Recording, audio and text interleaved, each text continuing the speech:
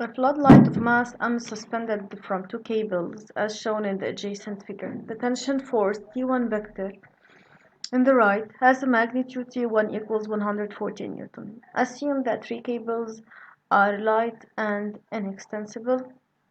Take a G 10 meter per second squared. Represent external forces exerted on the node A.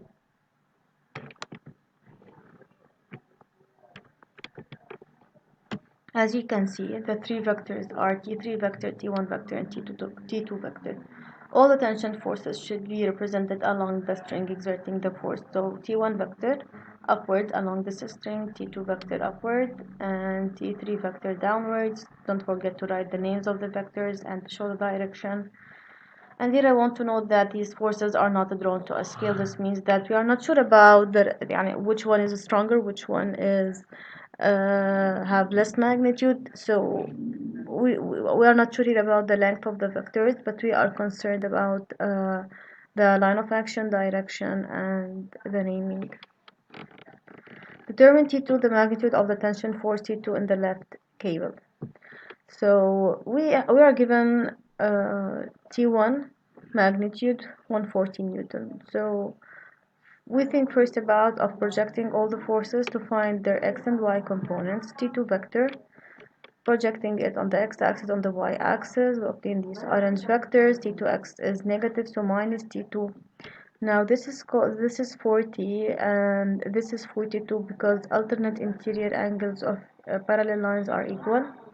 And T2x is the adjacent side of 40, so that's why we consider cosine.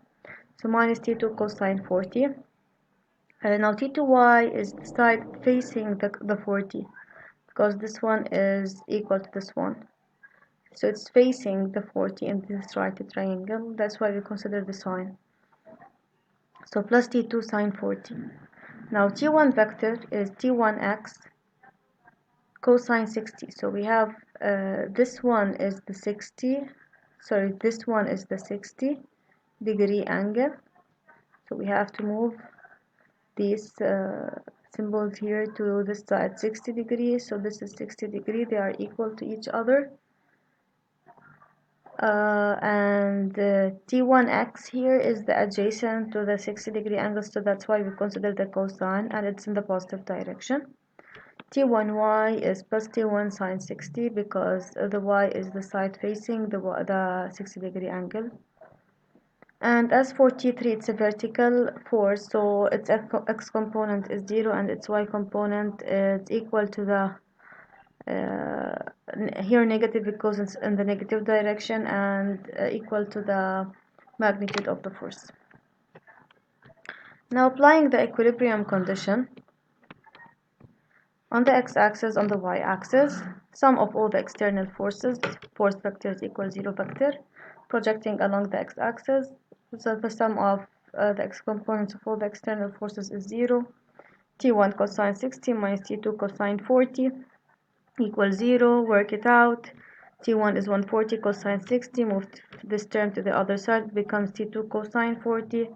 We are looking for T2, so we have to divide by the coefficient of T2, which is cosine 40. Divide both sides by this coefficient, and we obtain 140 cosine 60 over cosine 40. On the calculator, we obtain 91.37 in Newton. Then, applying the equilibrium condition along x-axis, projecting the forces along x-axis, we have T1y plus T2y plus T3y equals 0 Newton, plus T1 sine 60 plus T2 sine 40 minus T3 equals 0 Newton. We are looking for T3, we move it to the other side, and we substitute here the parameters. T1 is given, sine 60 on the calculator, T2 was found in the previous part, and sine 40, and we find it to be 180 Newton.